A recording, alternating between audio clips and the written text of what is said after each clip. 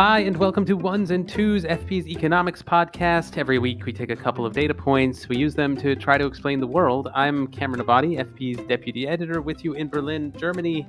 As always, Adam Tooze, FP's economics columnist and Columbia University professor, is with us in New York. Hi, Adam. Hi, Cam. So, in the second half of the show, I'm glad to say we are going to be addressing more of our listener questions. We did this once before, but we have plenty more to address, so stick around for a spectrum of topics. But first, we want to do something more from the news, as always, and the number there is 4 billion, as in $4 billion. That is the estimated cost of a single launch of America's new rocket, which it's using as part of the Artemis program. That is NASA's attempt to bring U.S. astronauts back to the moon and eventually beyond. The Artemis program is years behind schedule and billions over budget. Total spent so far, $40 billion. The first 4 launches will cost $4 billion apiece.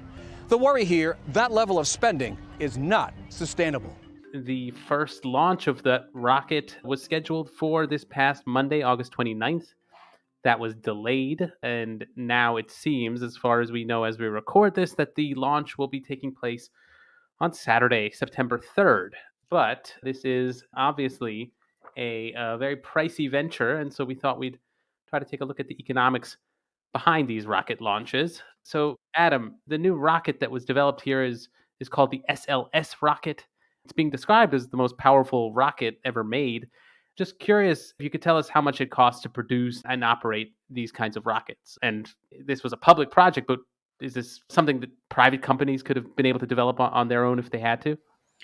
It's a truly expensive undertaking, this. The overall development cost for the SLS is originally slated at about $18 billion. It came in over budget at $23 billion. So it's extremely expensive. And to that extent, a rather old school rocket. It's actually known as a legacy technology because it's descended from the space shuttle program. And even if you look at it, the colors are reminiscent of those of us old enough to remember regular space shuttle launches. It's got that distinctive orange colored rocket in the middle, rocket engine in the middle.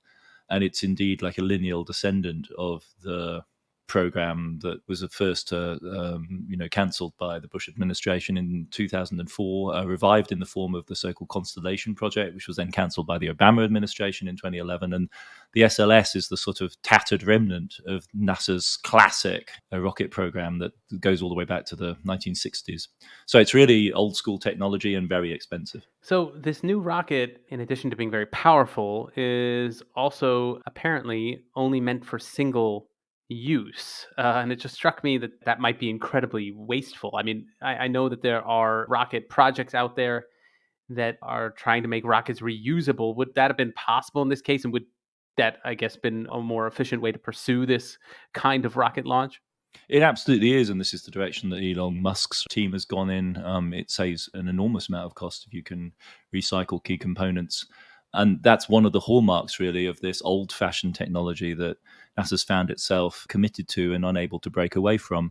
I mean, the pork barrel politics involved in this are really quite mind-blowing. I mean, basically, this has a great deal to do with the influence of Senator Shelby, who used to chair the Senate Appropriations Committee, who's the senior senator for Alabama, and basically insisted, really, that as the shuttle program was wound down, that the NASA installations in Alabama that have a long history there be continued in some form.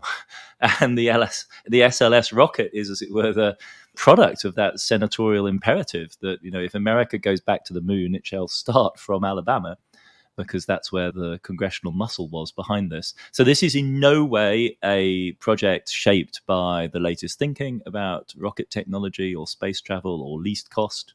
It truly is a classic product of the budgetary process in US politics and the imperative that generates for local interests, regional interests, state level interests to be respected and honored, essentially, through these giant spending programs.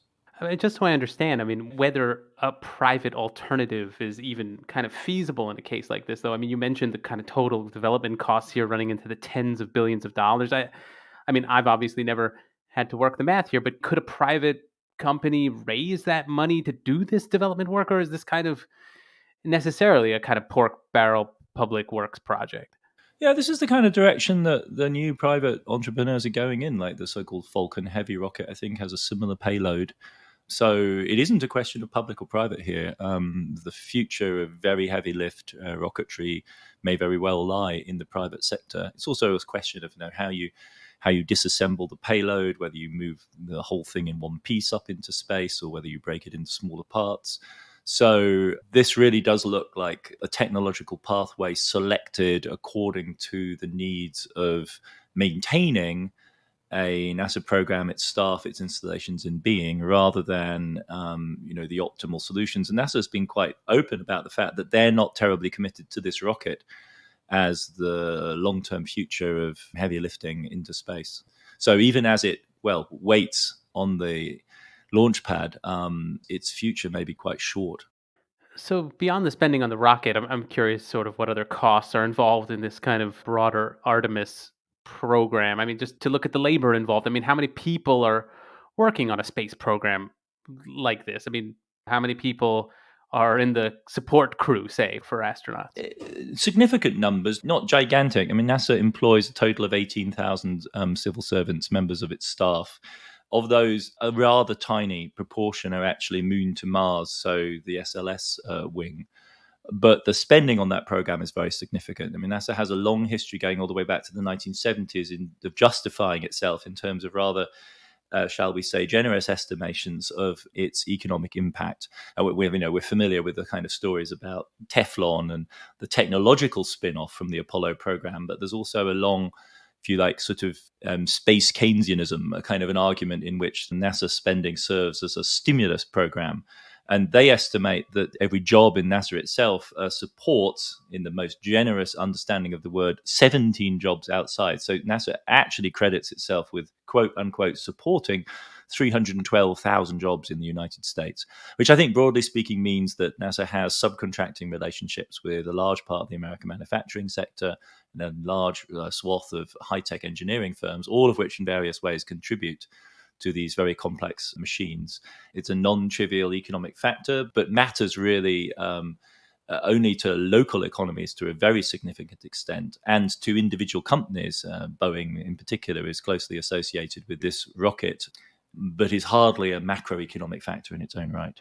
So these rockets represent a new kind of technology, and they're being used for getting people back to the moon and eventually to Mars, as you mentioned.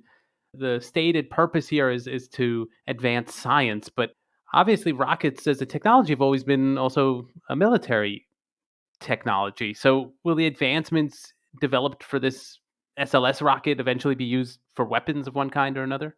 Well, I mean, absolutely. This connection has always been quite intimate. If you go back to the beginnings of modern rocketry 100 years ago in the 1920s, they were at first rather speculative, really literally driven by the fantasies of overwhelmingly young men addicted to science fiction in the 1920s.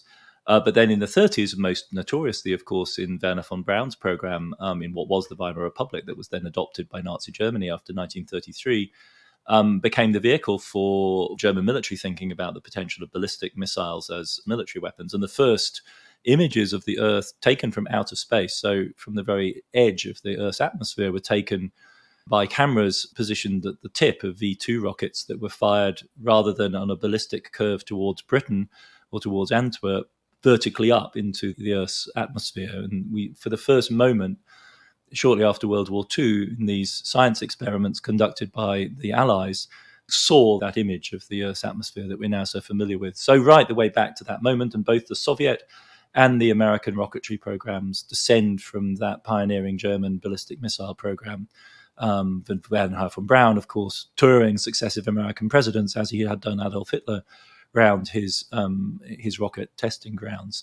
Right now, the logic is rather the other way around. I mean, and this became very much to the fore under the Trump administration, when the then chief administrator of the NASA program, Bridenstine, was very vocal in advocating for what became the Space Force, Donald Trump's new branch of the American military alongside the Air Force and Navy and the Army. There is now a Space Force And NASA was very active in supporting that because obviously they can see the synergies. If you can build a big branch of the Pentagon that's associated with this program, that's going to be good for space. Not only that, however, they also NASA was also pushing the idea of a space equivalent of the Coast Guard. So something more like a kind of police force for space. So not purely military, state on state, but rather a American-backed policing force. And what would it do up there? Well, it would manage conflicts between private space activity, which is becoming more and more prominent. So as space privatizes, you need, as it were, space police to deal with civil conflicts, if you like, up there in space. And NASA wanted a chunk of this action as well. So law enforcement and national defense are on the radar of the space enthusiasts in the current moment.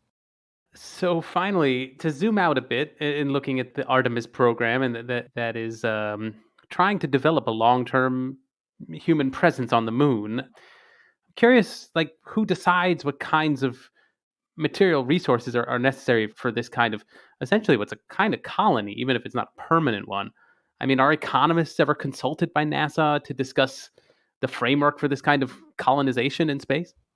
That's a fascinating question. I mean, I had some fun Googling lunar economies, which was great. I mean, as far as I can tell, it'd be great if listeners could correct us, but I'm not sure that NASA employs any economists. So if you go on their human resources website, they announce we're more than astronauts. We're scientists, engineers, IT specialists, human resources specialists, accountants, writers, technicians, and many other kinds of people. But clearly noticeably absent from this list are economists, are not there. So maybe they do. They're not a very large team.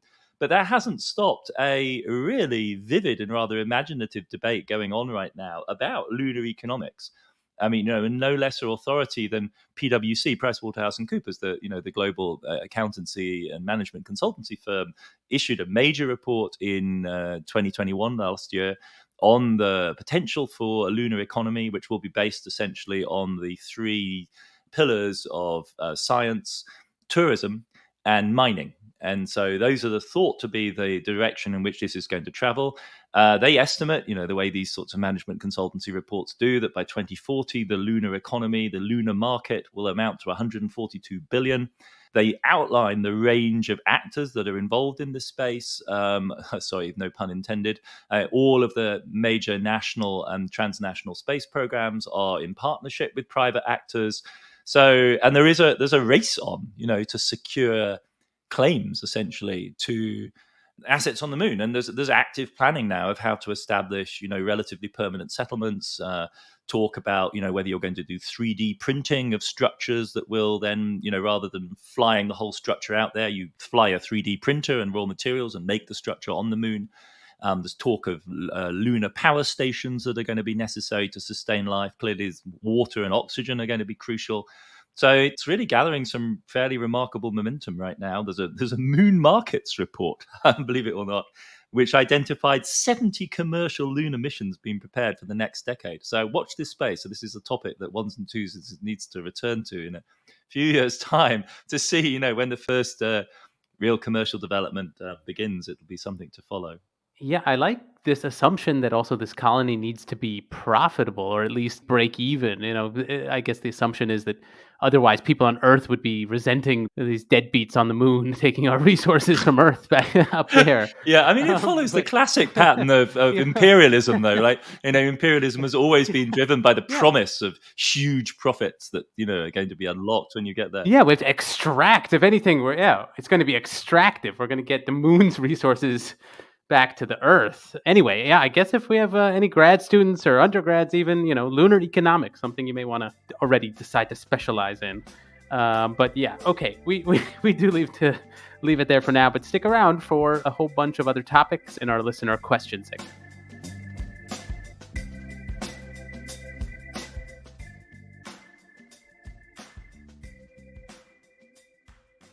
Hey, so as I said at the top of the show, we are going to be doing something a little different this week. We are going to be answering your questions rather than riffing on one of our normal data points. As plenty of you are aware, I'm hoping you can send us your questions anytime via the Ones and Twos podcast page at foreignpolicy.com. So it's been a few months now. You've been flooding us with plenty of great questions, and so now we are devoting this entire segment to answering some of them. Our first listener question comes from Matthew Enns. He asks, Hi, love the podcast. You said that raising interest rates lowers inflation ultimately because it reduces the money in the pockets of people, particularly well-off people. I guess you think you said the top 10%, and reduces their buying power. If that's the case, why doesn't raising taxes on people, particularly people who are high income earners or have high amounts of wealth, also lower inflation? So, hi, Matthew. This is a great question, or rather, it's a great inference. And you're absolutely right. It should have precisely that effect. And indeed, Keynesians have long advocated taxation precisely on these grounds, not to balance the budget, right? So taxes as a way of raising revenue to cover your expenditure, but taxes as a way of regulating the balance of the economy at large, the macroeconomy, getting the overall level of aggregate demand right, and indeed ensuring that it comes from the sources, the people, the households that you want it to come from. And a tax, whether on income or wealth, on the top earning groups would be disinflationary. There are two offsetting effects here. High income earners spend a smaller fraction of their income, so taxing them has a proportionally lower effect on demand. But the rich spend a great deal more overall than poorer households. So changing their consumption by even a relatively small percentage has a relatively larger impact on aggregate demand. And if the elasticity, which is what economists call, so the reaction of expenditure to the tax is not large enough, then hey, just up the tax until you get the effect that you want. Indeed, I would argue that the ideal mode of inflation control from this point of view would probably be a kind of progressive redistributive tax that raised incomes and wealth at the bottom, enabling hard-pressed households to deal with the higher prices so that they don't suffer a severe hit to their already stressed standard of living, but overall reduced aggregate demand by imposing a heavy tax on the top. And in the 50s and 60s, when sort of technocratic Keynesianism in its first flush of excitement was at its height, there were experiments along these lines to introduce taxes that could be tinkered with quite quickly. The problem in the present day is that adjusting taxes is a congressional matter, and we know how infernally difficult it is to develop majorities for any kind of tax proposal in Congress. Inflation is something you have to tackle on a weekly, monthly kind of time frame, and that's not how long it takes to do fiscal policy in the US. And so instead, you resort to a mechanism like interest rates that can be adjusted much more quickly. And insofar as interest rates, that is, the Fed increasing interest rates, knocks equity and financial markets, the prices of stocks and shares and bonds and so on, it has a de facto redistributive effect because, as you remembered quite correctly, it is the top 10% of American society that owns all of the equity, right? They have a vastly disproportionate share in the stock market. So if the Fed's actions send the S&P 500 into a downward spiral, then you are effectively clawing back wealth from that group. And now it goes into thin air, right? It just evaporates. It's not, as it were, in the coffers of the government at that point. But it certainly redresses balance sheets and will make those higher income and higher wealth households presumably less excited about spending. So yes, it should be disinflationary. The logic here, your connection between the monetary and the fiscal side is absolutely watertight, makes perfect sense. Just to follow up, I'm assuming the Fed itself also appreciates this point about taxes being disinflationary. Yes. So, do they ever argue for raising taxes? Do they advocate it? Maybe that would help push Congress in that direction if they stood up and said, well, the economy would be better off if we raise taxes instead of resorting to interest rate hikes. So this is the delicate issue of the coordination or cooperation between fiscal and monetary policy. And you see this more openly expressed when the aim of the game is to boost the economy. So we saw this very loudly articulated in 2020 during the COVID crisis, where both the ECB and the Fed basically pleaded for fiscal action to go along with what they were doing. The other way around, when it's a question of imposing pain, is obviously much more politically sensitive, because what you're basically saying is, can somebody else do the unpopular stuff rather than us? And the central bankers are a little bit wary of doing that because it then becomes a question of independence, right? Because if central banks are supposed to be independent from politics, then you think kind of in reverse, that also implies that politics is independent of central banks. And so central banks shouldn't be issuing instructions to elected politicians. That's the kind of game. But yes, behind the scenes, absolutely everyone is clear about the fact that if fiscal policy is acting, as it currently is in the US, one of the reasons why this isn't a huge topic is that, in fact, fiscal policy right now is quite contractionary in 2022, first half of 2022 in the US, because the big stimulus programs of last year are rolling off. And unless you renew them and double down, you actually end up with a negative fiscal effect because the stimulus that was there the last year goes away. And so on net, that's a negative impact. And that's the world that we're in right now. So the Fed has got little to complain about from that side. In any case, the ECB is treading a much more delicate line here because they're worried about scaring the bond markets about the viability of Italian finance. And so that's a incredibly hot political potato. But yes, absolutely. The set of connections which Matthew has mapped out for us is really at the heart of the politics of economic policy. The next question comes from Mateo Sanchez.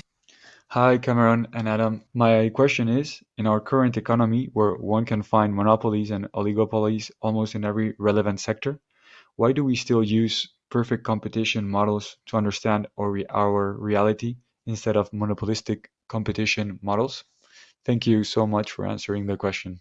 Hi, Matteo. So this is a great question. It's also slightly technical. So perhaps we should start by explaining the difference that you assume, and you're absolutely correct about. So perfect competition models are one of the most commonly taught sort of workhorse models in microeconomics courses. So economics courses which are directed not towards understanding the economy as the whole, but businesses and markets, individual businesses and markets. And a perfect competition model is one which describes a situation of, if you like, maximum competition. I mean, technically, it assumes, and literally, I mean, mathematically, it assumes an infinite number of firms, which is kind of hard to wrap your head around. So just imagine a very unthinkably large number, and all of them are price takers.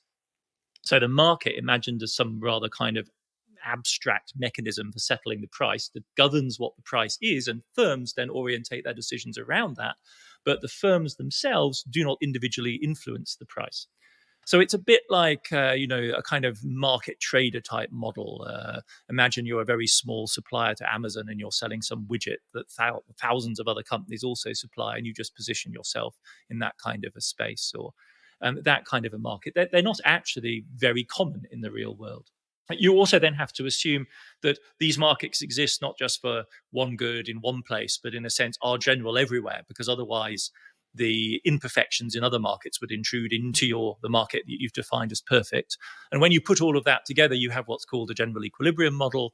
And if those exhibit all of these properties, in other words, there is an abstract price setting mechanism which everyone takes as a price and then orientates themselves around it and has no influence over it, and these prices exist for all goods over all time periods and literally to infinity, then certain things follow which make economists quite happy. Namely, there will be an equilibrium, it will be unique, it will be optimal, it will be stable. In other words, you can then make this claim that the world is as good as it could possibly be because of the market. The problem, of course, is that there is no world like this in the world. So, if the world were like this, you might be able to plausibly maintain that claim. But Matteo is completely right to say that, in fact, no economy really resembles this. In all major sectors of the world, the economy, you have a discrete number, often quite a small number of producers, which in fact do engage in price setting. There are a small number, either because they exploit regulation to establish monopoly positions, or they are giving aggressive market behavior, or they exploit technical advantages, economies of scale, which mean that the bigger you are, the more efficient you are. So you race your competitors to get as big as possible, say in car manufacturing, for instance. And that means, by definition, you can only have a small number of companies engaged in this head-on-head, Toyota versus VW, who can be the biggest in the world. And if that's the case, then these firms don't have some abstract market to orientate themselves towards, and then they have to set prices themselves. And then, frankly, in terms of modeling this, all hell breaks loose. So one reason that economists are loath to use these kind of models is that they're very indeterminate. You can have multiple equilibria, they're not necessarily efficient. In other words, they don't meet the criterion of maximization of profit or efficiency in some simple sense. They're not stable. You can oscillate between one and another type of equilibrium. All of the nice mathematical properties that you like to generate from these kind of models basically break up. Now, in fairness to economists, they're all perfectly aware of this, and this is the cutting edge of economic research and has been for decades. And standard new Keynesian macroeconomic models, for instance, incorporate imperfect competition as price-setting mechanisms. It's one of the ways in which they generate the prediction there will be unemployment, for instance. So at the technical level, economists are wrestling with this problem. In fairness to them, I think it's important to say this. But Matteo is right that in published discourse, in some societies at least, there is a kind of pervasive belief that the market is best. And there's also a kind of pervasive belief that a science called economics shows you that the market's best. And to that extent, and to the extent that that combination of ideas is actually held, it's just simply ideological. It's motivated thinking by a bunch of people who have real interests in, as it were, trying to convince themselves or other people that this is true, because there's really nothing in economics that would persuade you that this is the case. Not serious analysis of modern economies. It's essentially a politics pursued by means of a particularly crude reading of what a certain sort of economics once upon a time in some textbook somewhere said. But it's not fair to economics to say that that is, as it were, how they would advocate us seriously describing the world. They're not blind to reality to that extent by any means. A very comprehensive answer to an interesting question. The next question comes from Kathy Wagner. Hi, Cameron. Hi, Adam. I am currently participating in organizing a labor union at my university, and I want to ask for Adam's thoughts on how the decline in unions has affected workers in the economy overall, and what he thinks about the current surge in organizing and where it might lead for workers. Thank you so much. Hi, Kathy. Thanks for listening. And you raise a really fundamental question, one that could hardly be more topical, because there's a lot of talk right now about inflation and the rapid rate of inflation we've had now in Europe and the United States for the last few months. And this awakens memories of the 1970s, the last time that we had really rapid inflation, and have a piece out in the paper issue, the latest paper issue, Foreign Policy, on this issue. And that analogy is kind of compelling up to a point. You know, we've got a war in Ukraine. We had a war in the Middle East in 1973. We have disruptions to global energy markets. We have food prices and oil prices surging. And so economists have been asking themselves, oh, wow, we headed into a repeat of the 1970s. And if you want a short answer to that, it's the question that you're asking. In other words, what is the difference here in the power structure in the labor market? Because in the 1970s, organized labor, trade unions on both sides of the Atlantic were powerful enough to actually act as drivers of inflation. This created what was called the wage price spiral. And this creates first, second round effects. Economists really are terrified of this, because you create a spiral in society of empowered social actors demanding adjustments of their wages and prices so as to compensate for the overall shift in the cost of living. And if you want one way of defining the difference between that moment in the 70s, the last great moment really of organized labor struggle in either the United States or Europe between the 70s and the early 1980s, and the present moment, it is the decline of organized labor. Because what we're seeing right now across both in the US and the European economy, though we see rising wages, in both cases, they are not keeping up so far with prices. So we're actually seeing a very severe fall in real wages adjusted for the cost of living. And there are indeed encouraging signs, obviously, of unionization in the US at this moment. Most dramatically, of course, at Amazon and at Starbucks, two sort of standout employers of the modern economy. The question really is whether this will be sustained. And if you read the analysis of the current situation by central bankers, by enlightened central bankers, intelligent, smart, far-thinking people, one of the really shocking things is how openly they talk about the need to end inflation. Why? Because they're afraid that the inflationary push will actually stimulate efforts to organize and unionize workers. Because from their point of view, as soon as that happens, you've got a flywheel, which is much harder to control. You have the threat of a 1970s style wage price spiral. So there is a kind of meta struggle going on as activists like yourself are trying to organize workers on the ground. Policymakers at the top are literally trying to calibrate anti-inflationary policy fast and determined enough to undercut the economic pressures that will put wind under the wings of your organizing movement, because they are aware of the nature of this struggle. It's really, and then what's amazing about this, when you read these reports, and these are genuinely liberal-minded, broad-minded economists, they are completely unconscious of the implication of what they're saying, that anti-inflation policy is a kind of indirect way of draining the energy out of the organizing movement, because the organizing movement would permanently change the structure of the economy. And that's not something that the managers of macroeconomic policy in the current moment would welcome at all, because as far as they're concerned, the 1990s, the so-called period of the Great Moderation, where union power was at a very low level, is the ideal. Okay, that'll do it for this special listener questions edition of Ones and Twos. We are very grateful for everyone who reached out to us. As a reminder, we check pretty often for questions, so if you have a question for Adam, please head to the Ones and Twos page at foreignpolicy.com. You'll find instructions there on how to record and upload your question. Anyway, go to our website and leave more. Ones and Twos is written and edited by me, Cameron Abadi, along with Adam Tooze. It is produced by Laura Rossbrow-Tellem and Rob Sachs. Our social media manager is Claudia Tatey. The executive editor of FP Podcasts is Dan Efron. This show is made possible through the support of foreign policy readers. If you're interested not just in Adam Tooze, but news and analysis from around the world, consider subscribing. Ones and Twos listeners even get a 15% discount. Just go to foreignpolicy.com/subscribe and use the promo code TOOZE at checkout. That is TOOZE. Thanks very much for listening, and we will see you back in your feed next week.